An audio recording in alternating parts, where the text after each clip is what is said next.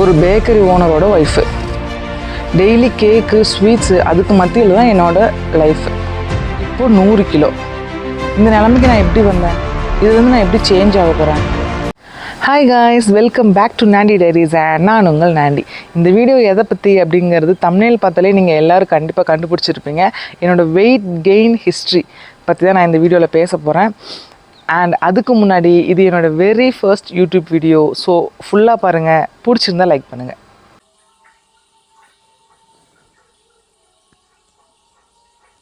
So 100 kilo கேட்கும் போதே ரொம்ப ஷாக்காக இருக்குல்ல? எனக்குமே அப்படி தான் இருந்தது. பட் இந்த 100 கிலோவுக்கு பின்னாடி ஒரு பெரிய கதை இருக்குது. ஸோ அதை ஷார்ட் அண்ட் ஸ்வீட்டாக நான் இந்த வீடியோவில் சொல்ல போகிறேன். ஸோ வாங்க வீடியோக்குள்ளே போகலாம். 2020 ஒரு பேக்கரி ஓனர் கூட எனக்கு கல்யாணம் ஆச்சு. விச் மீன்ஸ் என்னோடய ஹஸ்பண்ட் ஒரு பேக்கரி ரன் பண்ணிகிட்ருக்காரு. பட் ஆஃப்டர் மேரேஜ் என்னோடய லைஃபே டோட்டலாக சேஞ்ச் ஆகிடுச்சு அப்படின்னு தான் சொல்லணும். ஏன்னா கல்யாணத்துக்கு முன்னாடி ஸ்நாக்ஸ் அப்படின்னா டீ குடிக்கும்போது கொஞ்சமாக நம்ம ஸ்நாக்ஸ் சாப்பிடுவோம், அப்புறம் எப்போயாவது தேவைப்பட்டால் கொஞ்சமாக சாப்பிடுவோம். பட் ஆஃப்டர் மேரேஜ் ஈஸி அவைலபிளாக இருக்கிறதுனால எனி டைம் ஸ்நாக்ஸ் சாப்பிட நான் ஸ்டார்ட் பண்ணிட்டேன். அதுவும் பேக்கரியில் சுகர், மைதா, டால்டா அதெல்லாம் வச்சு தான் ஸ்நாக்ஸ் பண்ணுறாங்க. அதெல்லாமே ரொம்பவே அன்ஹெல்தி நம்மளுக்கு. ஃபஸ்ட்டு கொஞ்சமாக டேஸ்ட் பண்ணலாம் அப்படின்னு தான் இது ஸ்டார்ட் ஆச்சு. அப்புறம் அப்படியே நாளாக அது ஒரு ஹேபிட்டாகவே மாறிடுச்சு. டெய்லி 2 எக் பப் சாப்பிட்றது, கேக் சாப்பிட்றது, பேஸ்ட்ரிஸ் சாப்பிட்றது, டீ குடிக்கும்போது பிஸ்கட் முக்கி சாப்பிட்றது, இந்த மாதிரி ஒரு ஹேபிட்டாகவே மாறிடுச்சுன்னு தான் சொல்லணும். அண்ட் அஃப்கோர்ஸ் புதுசாக கல்யாணம் ஆனவங்க வெளில போய் சாப்பிட்றது, அதுவும் லேட் நைட்டில் 11-12 மணிக்கு. ஆல்ரெடி நம்ம வீட்டில் நைட்டு 8-9 மணிக்கு டின்னர் சாப்பிட்ருப்போம்.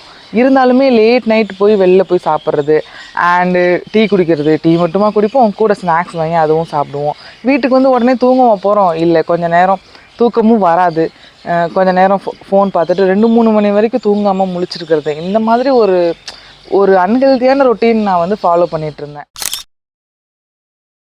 ஸ்லோவாக நாள் ஆக வெயிட் போட்டுக்கிட்டே இருந்தது. எனக்கு அது தெரியவே இல்லை.